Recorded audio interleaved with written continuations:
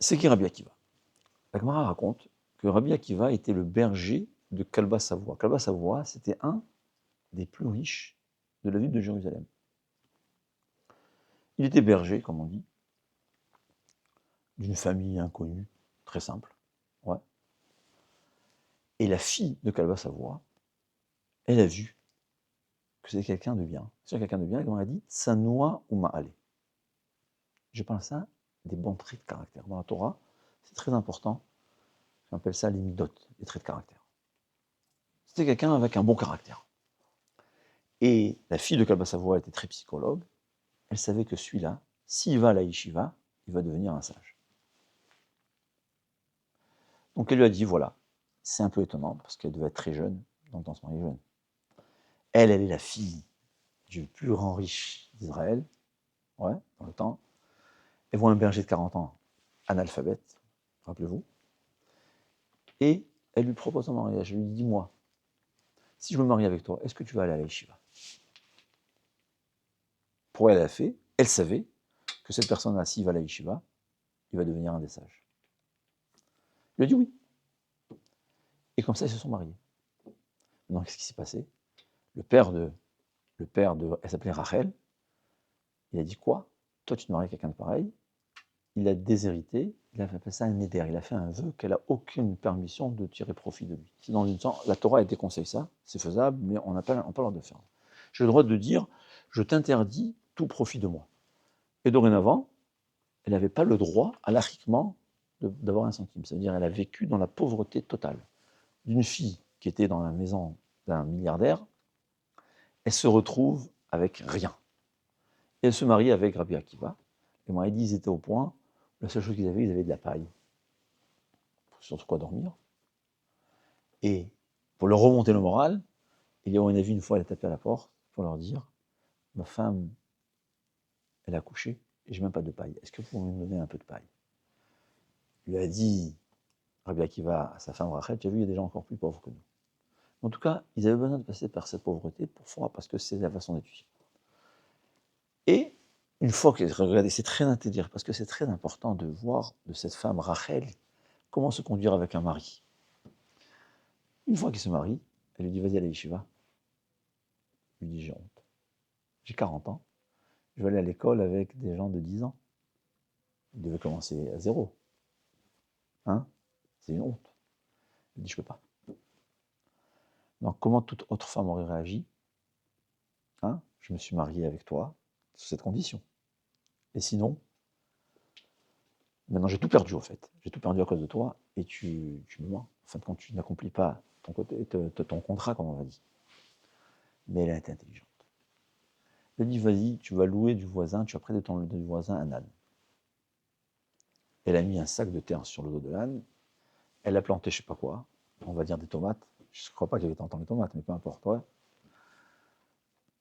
Et le premier jour, une fois que ça a poussé, il lui dit, vas-y dans le marché. Alors lui aussi, c'était quelqu'un de bon caractère, sa femme lui a dit, bon, il fait ce que sa femme a dit. Il va dans le marché, le premier jour, tout le monde approche voir des tomates qui poussent sur un âne. Bon, on a dû faire ça d'une façon maquillée, les gens ils avaient l'impression que c'était des tomates qui poussaient sur le dos de l'âne. Le deuxième jour, il y avait la moitié du gens. Si le premier jour, il y avait tout le marché qui sont venus voir, le deuxième jour, c'est la moitié du marché. Et le troisième jour, personne n'est venu voir. Elle lui dit, tu as vu, c'est vrai que tu vas aller à l'école avec des jeunes qui ont 30 ans de moins que toi. Le premier jour, ça sera la honte. Le deuxième jour, demi-honte. Et le troisième jour, les gens vont dire, bon, ça va passer. Et c'est ce qu'il a décidé de faire, d'écouter le conseil de sa femme. Bon, c'était une femme exceptionnelle. C'est pas toutes les femmes qui sont capables. Imaginez-vous qu'elle a tout perdu parce qu'elle savait que ce rave-là, ce sera le sage, comme elle n'a pas eu raison. Elle a eu raison. Il y a une chose que la Gemara raconte, qu'au passage, Rabbi Akiva, il se dit, mais comment, moi, à 40 ans, commencer la Torah? Comment on peut? Regardez comment c'est immense. Regardez tout ça. C'est le chasse expliqué. C'est énorme. Il a vu une pierre avec un trou. De l'eau, vous savez, le doigt, tac, tac, tac, ça fait un trou. Il a appris d'ici qu'au fait, l'eau, elle a le pouvoir de percer la pierre par la persévérance. C'est un petit goutte à goutte. C'est comme ça. La Torah, c'est la même chose. Le cœur, il est en pierre. Commencer la Torah à l'âge de 40 ans, c'est impossible. À première vue. Mais si on persévère, la Torah, c'est le goutte d'eau qui va nous percer le cœur, et petit à petit, il va devenir un Talmid Chacham. La Gemara raconte encore mieux. Sa femme, elle lui a dit, tu vas l'étudier 12 ans. Au bout de 12 ans, il revient. Et en revenant, il entend un voisin, un rachat, qui dit à sa femme, ton père, il a eu raison de te déshériter, de rien te donner. Tu as vu qu'est-ce qui est parlé ? Tu t'es marié avec quelqu'un qui t'a abandonné pendant 12 ans, aller étudier la Torah. Comme je vous ai dit, dans le temps, il n'y avait pas de livre. Dans le temps, le seul enseignement, c'était oral. Il y avait le chumash, mais tu ne pouvais pas, tu pouvais tout. Rachel me dit, mais s'il m'écoute, je veux qu'il aille étudier encore 12 ans.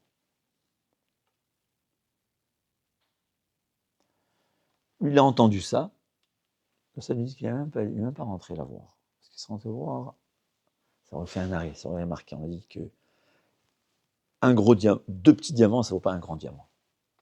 Il n'est même pas revenu la voir, votre femme m'a permis, il est retourné à la yeshiva pour encore 12 ans d'études. Donc imaginez-vous, c'était 24 ans d'études, jour et nuit. Dans le temps, c'est quoi la yeshiva ? Tu dormais sur place, à peine si manger, j'ai étudié tout le temps. Et là, c'est au bout de 24 ans qu'il est revenu avec ses 24 000 élèves. En tout cas, il est devenu non seulement le sage, comme on a dit, c'était le maillon qui avait tout en prix de ce rabbinim qui pouvait le transmettre. Elle m'a dit qu'il est revenu, et là, son beau-père, il entend ça, il a entendu qu'il y a un grand rave qui est arrivé. Apparemment, il n'y a pas beaucoup de rabbinim. Il est venu chez lui, il lui a dit, écoute, j'ai interdit à ma fille de profiter de mon argent, maintenant je regrette, la pauvre, elle est pauvre. Il dit, dis-moi, et si ton gendre, il aurait connu un peu de Torah, tu l'aurais déshérité ? Elle lui dit, mais non. S'il connaissait même une Mishnah, c'était un illettré, il ne savait même pas lire. Elle dit, mais écoute, ton gendre, c'est moi-même. Et c'est là qu'il a regretté, c'est écrit que son beau-père lui a donné le tiers de sa richesse, et qu'on a comme rien dit qu'ensuite, Rabbi Akiva, il avait promis à sa femme, dans la pauvreté, que quand je deviendrai riche, je vais lui offrir Yerushalayim Shel Zahav. C'est quoi ? Je ne sais pas ce que c'est, mais c'est apparemment une couronne en or avec Yerushalayim gravé dessus. C'était l'effort de 24 ans qui a été payé. Et c'est ça Rabbi Akiva, qui est aujourd'hui, on peut dire, comme il dit, c'est celui grâce à qui aujourd'hui la Torah existe. Quelqu'un qui est... De là, on voit que la Torah est donnée, comme je vous ai dit, c'est quelqu'un analphabète à l'âge de 40 ans qui commence à étudier. Mais, sincèrement, et principalement pourquoi ? Tsanoua ou Ma'alet. Tsanoua, ça veut dire, c'est pudeur, c'est-à-dire il se cache, il ne se considère pas de valeur. Tsanoua, je pense que c'est quelqu'un que c'est au-delà de la modestie. C'est quelqu'un qui se sent, il passe inaperçu. Tellement il est bien, et un bon caractère, gentil. Ça, c'est ce qui permet la Torah. C'est vrai que même quelqu'un qui a un mauvais caractère, et ça je peux vous le promettre, et je l'ai eu, la Torah, ça transforme. On a lu des gens méchants, nerveux, tout ce que vous voulez. Ils étudient la Torah, ils se transforment. Il y a toujours du travail à faire. Ouais. C'est illimité, la qualité de caractère. Mais c'est des gens qui sont plus méchants. Alors dans la gentillesse, il y a encore des niveaux. Mais c'est incroyable ce que la Torah peut transformer une personne. C'est l'histoire de Rabbi Akiva. Rabbi Akiva, c'est écrit intéressant, il a été tué d'une façon atroce. Et on a dit qu'il y avait l'empereur romain dans le temps, c'est Assara Harougim Malchut. Les 10, ça fait partie... Bon, alors en fait, c'est un peu l'histoire juive, donc c'est important de retenir tout ça. Assara, les 10 tue Harougim Malchut. Harougim Malchut, c'est quand il était tué par l'empire, un des empereurs romains. C'est quoi l'histoire ? C'est qu'une fois, il lit la Bible, et il voit que les frères de Joseph ont vendu Joseph.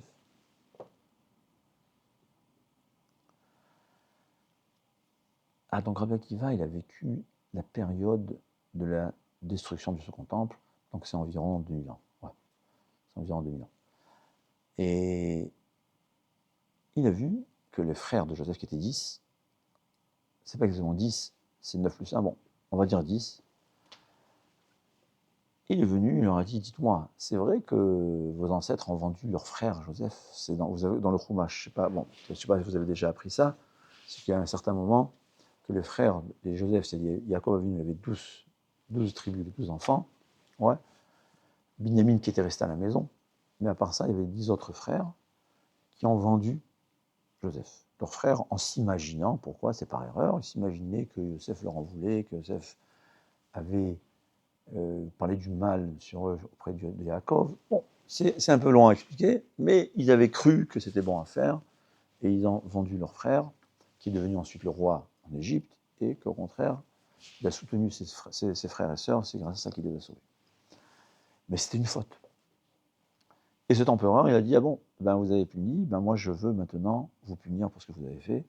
Il a choisi 10 sages du peuple juif, les tuer.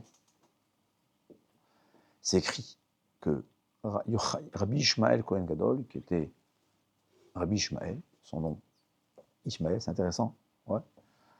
Il avait un nom arabe, mais ça existait, il était le Kohen, un grand prêtre, il est monté au ciel, c'est écrit, et Hachem lui a dit, oui, vous avez été choisi pour pardonner la faute des frères de Yosef. Dont Rabbi Akiva. Rabbi Akiva a dit, de Rosh Chodesh, il y a certains, il est décédé le jour de Kippour, c'est la raison pour laquelle il y a certains, dans la coutume ashkénaze, c'est de, peut-être Sarah, je ne rappelle pas. Moi je prie Kippour chez les ashkénazes, mais c'est pour ça que je ne sais pas. Mais en tout cas, on parle de cette histoire-là, c'est on punit avec des peignes en fer sa chair. Selon certains midrash, c'était fait de Rosh Chodesh Elul jusqu'à Kippour. Pendant 40 jours, on le faisait souffrir. Jusqu'à le jour de Kippour, où ses élèves ont vu dire, au moment où on le peignit avec un peigne, la chair, vous imaginez combien ça fait mal, et lui qui faisait le schéma Israël, Hachem Elokeinu Hachem Echad, en extase, en amour envers Hachem. Et ses élèves qui lui ont dit, Rabbi, jusqu'à là, on est en train de te faire souffrir une souffrance atroce, et toi tu récites le Kriyat Shema qui est la preuve de l'amour envers Hachem. Il leur a dit, oui, toute ma vie je rêvais d'accomplir ce pasouk, que tu vas aimer Hachem, même s'il ôte, même s'il prend ta vie, même s'il te fait souffrir. Et maintenant, voilà, je suis heureux d'accomplir et d'aimer Akadosh Baruch Hu, malgré toute la souffrance. Et c'est comme ça qu'il est mort, le jour de Kippour, en disant Shema Israël. La Gemara dit que même les Malachim, ils ont dit à Hachem, Zu Torah, Vezu Sechara, c'est ça la Torah, et c'est ça la récompense. Celui qui a étudié la Torah jour et nuit pendant 80 ans, depuis l'âge de 40 ans jusqu'à l'âge de 120 ans, c'est la récompense que tu lui donnes. Il a dit Xerahim Yefanai, Hachem a dit. C'est des choses qu'on ne comprend pas. C'est ma volonté. Alors peut-être c'est pour pardonner la faute, on ne sait pas. On ne comprend pas les calculs d'Hachem. Mais c'est ça Rabbi Akiva. Sachant que ça venait d'Hachem, Hachem, il a des raisons. On n'est pas suffisamment intelligent pour comprendre. Il faut comprendre ça aussi une chose. Lo marchevotai marchevotechem, lo darkechem derachai. Hachem, il dit, je ne réfléchis pas comme vous, et je ne me conduis pas comme vous. C'est une autre façon. Parce qu'on sait une chose, c'est la croyance. Que Hachem, c'est la bonté totale, et tout ce qu'il fait, c'est pour le bien. Et toutes les souffrances qu'on a, c'est un médecin qui opère ses enfants. Parce que malheureusement, il y a des fautes dans le monde. Et toute faute doit être réparée. Alors, mais il faut comprendre une chose, que Hachem, on ne peut pas le comprendre. Comme je dis toujours, on ne comprend pas Einstein, et Einstein ne comprend pas Dieu. Donc, on a le droit de ne pas comprendre Hachem. Mais par contre, tout le peuple juif, dans son entité, et c'est notre tradition, traverser la mer Rouge, au mont Sinaï, on a vu de nos yeux que Hachem, c'est la bonté totale. Est-ce que Hachem nous aime, et tout ce qu'il fait, c'est pour notre bien. C'est pour ça qu'après, à la fin de Aziachi, on dit Adonai Imloch L'Olam Vaed. C'est quoi Hachem Imloch L'Olam Vaed? Hachem, c'est le nom d'Hachem de la bonté. Que Hachem, c'est la bonté pour l'éternité. Ça, je nous enseigne qu'aujourd'hui, quand on souffre, on fait Dayan Haemet, on bénit Hachem, qui est le juge juste, parce que c'est une souffrance, mais quand le Mashiach viendra, on comprendra que tout ce qui s'est passé, c'était pour notre bien. Comment? J'ai aucune idée. Aucune idée. Comment c'est possible? Mais c'est notre croyance. Et c'était ça Rabbi Akiva, qui a atteint le plus haut niveau de Torah, et qui est décédé à l'Kiddush Hachem. Parce qu'il a été juif, il a été tué parce qu'il est juif. Alors, dans le judaïsme, on fait tout pour vivre, et il y a de plus important, c'est vivre comme un juif. Mais celui qui a dû être tué parce qu'il est juif, il faut savoir qu'il a un niveau très élevé, il est proche d'Hachem. C'est un Haroug et Malchut. Ceux qui ont été tués parce qu'ils ont été juifs, ils sont considérés comme proches d'Hachem. Leurs fautes sont pardonnées, et c'est un niveau très élevé parce que Pourquoi il a été tué? Parce qu'il est juif. D'accord? C'est ça, Rabbi Akiva. C'est clair?